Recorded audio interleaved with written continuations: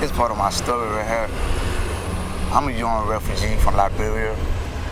Came to the state of the United States in 2004. And I have a little problem in 2007. I'm from Liberia. I always used to live in Africa, so I spent my whole life in Africa. I don't even say Liberia. I was born there, but I was like 8 months and my mama took me to Africa. We were there, living there with my grandma, all my people. I used to go to French school. That's why I know how to speak French. I used to know her when we were on the camp. You know, we were living in the camp. In the refugee? Yeah, before we come to America. Yeah, you gotta be on camp before you come to America.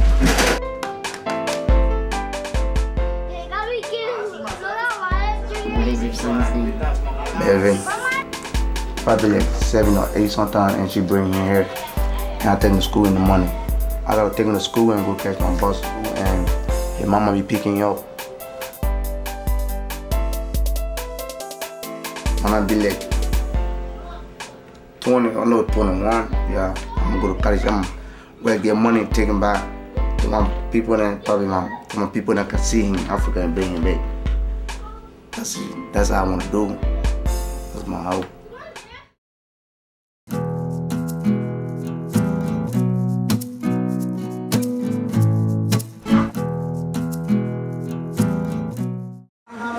Long time I say, come back home and you keep on flying, you can make it on your own.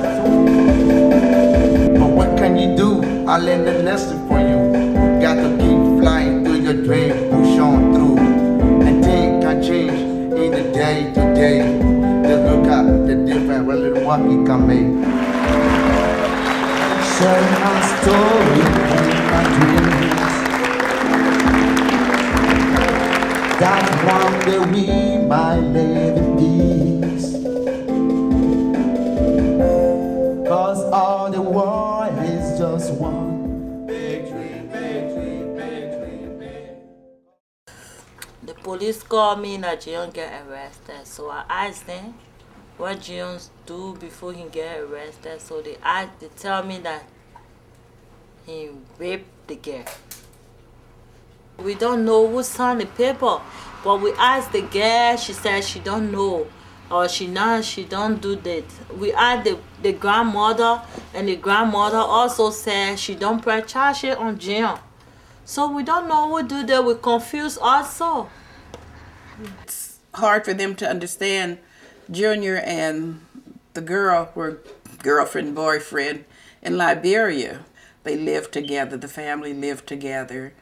And said she's been over to the family's house crying, saying that she did not want him arrested. The grandmother also has been there, saying that they don't want her arrested. When I talked with an attorney here and asked them about the culture, if they considered that, and they said no, that wasn't being considered since it was filed here in Missouri, in the States. One for me, I was like 12 to 13 years when my husband get engaged me. So I was small. So the law like back home and the law like in the United States, it's not the same. And the people don't teach us so much before we come here. Now the attorney is trying to prove that he indeed was 16 and should not be an adult center.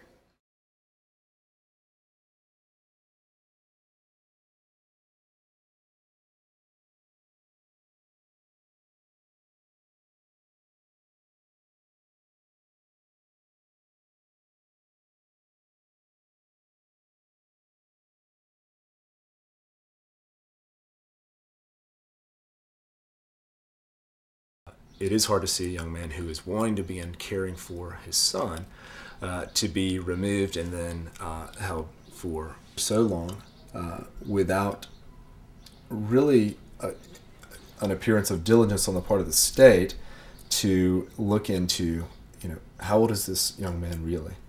I'm confused because the way we suffer from the war zone, we came over and we came inland that we cannot hear killing, no railroad, no shooting, nothing.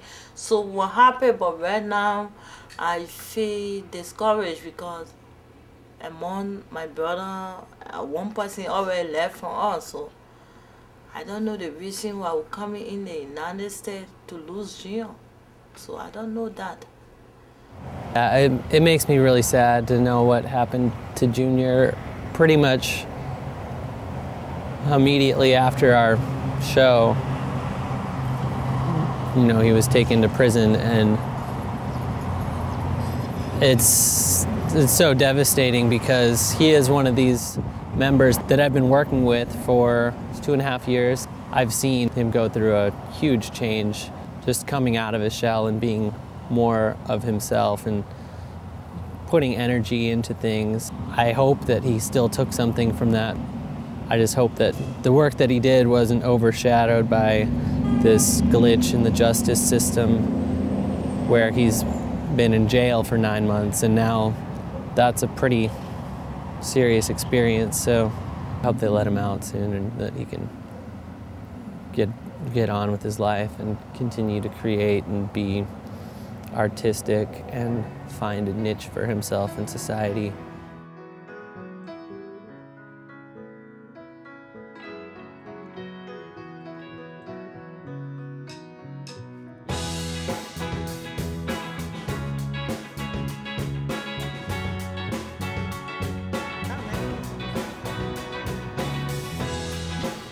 I'm sorry.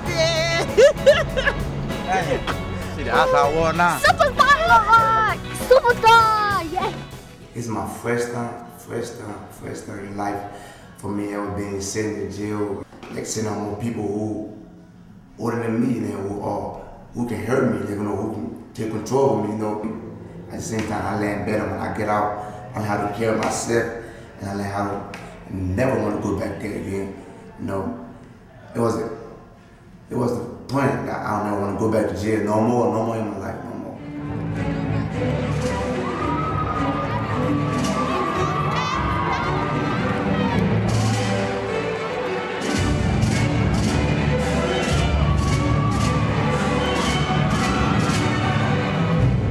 You out there have had your day.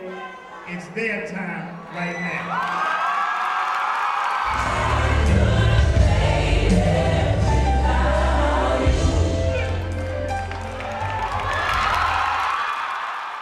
Proud of myself. The day I graduated, I cried, I was happy, I was sad, and I was silent about everything that I've been through in life. And today, it will go me finishing the 12th grade in America. So I was proud of me when I go back to school. My principal was proud of me, my teacher was proud of me, and some of my friends were proud of me because I take care of my education and I want to go forward with my education to do something better for me and my family and my kids. So.